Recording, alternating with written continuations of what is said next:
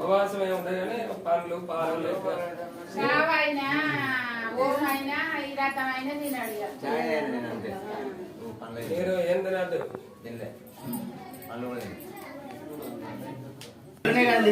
అయ్యగారు ఒక పొద్దు మరి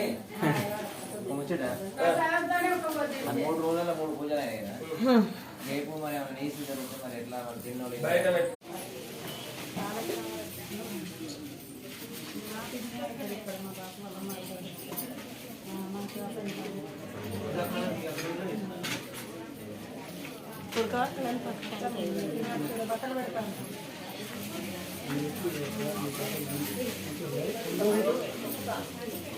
ఈ నీళ్ళని ఎక్కడి కొబ్బరి నీళ్ళు కొబ్బరికాయ నీళ్ళు నీళ్ళు ఎక్కడి